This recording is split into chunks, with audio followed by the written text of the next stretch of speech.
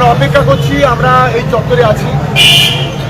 বিশেষ করে এই সমাজ বিরোধী ওই দুই এই আইএসএফ এর সমাজ বিরোধীরা গত কয়েক বছর ধরে হাওড় বিধানসভায় তৃণমূল কংগ্রেসের কর্মীদের উপর একটার পর একটা অত্যাচার করে এসেছে।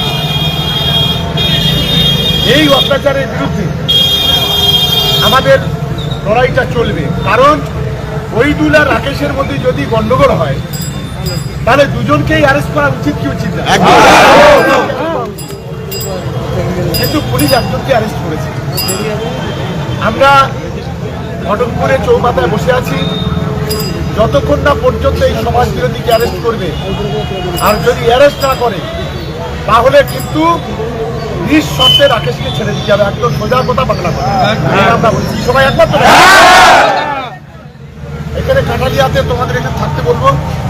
আমি ঘটকপুরে আছি, ওদিকে হাতিশালা, ওদিকে পাকাপোল, ওদিকে ভোজেরাট, সব জায়গায় আমাদের তৃণমূল কংগ্রেসের কর্মীরা আছে। আমরা যেভাবে কথা হয়েছে সেইভাবে যদি না হয় আমরা কিন্তু আমাদের আন্দোলন আমরা এগিয়ে নিয়ে যাবো। আমরা কোনো কম্প্রোমাইজ আমরা করবো না। সবাইকে ধন্যবাদ।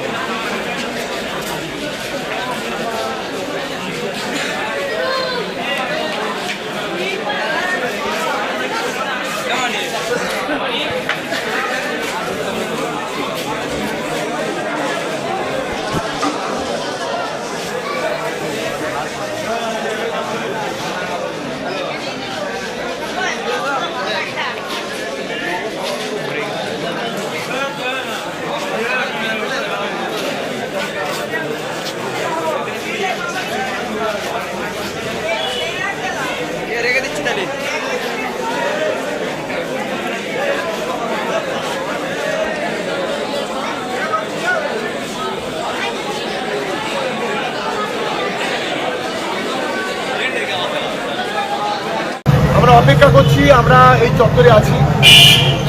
বিশেষ করে এই সমাজ বিরোধী ওই দুই এই আইএসএফ এর সমাজ বিরোধীরা গত কয়েক বছর ধরে হাওড় বিধানসভায় তৃণমূল কংগ্রেসের কর্মীদের উপর একটার পর একটা অত্যাচার করে এসেছে।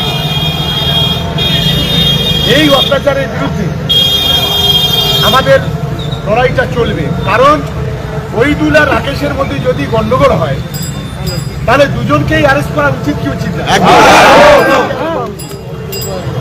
কিন্তু পুলিশ একজনকে অ্যারেস্ট করেছে। আমরা ঘটকপুরে চৌমাথায় বসে আছি, যতক্ষণ না পর্যন্ত এই সমাজ বিরোধীকে অ্যারেস্ট করবে, আর যদি অ্যারেস্ট না করে তাহলে কিন্তু নিঃশর্তে রাকেশকে ছেড়ে দিতে হবে। একদম সোজা কথা, বাংলা কথা আমরা বলছি। সবাই একবার তো এখানে কাটালিয়াতে তোমাদের এখানে থাকতে বলবো। আমি ঘটকপুরে আছি, ওদিকে হাতিশালা, ওদিকে পাকাপোল, ওদিকে ভোজেরাট, সব জায়গায় আমাদের তৃণমূল কংগ্রেসের কর্মীরা আছে।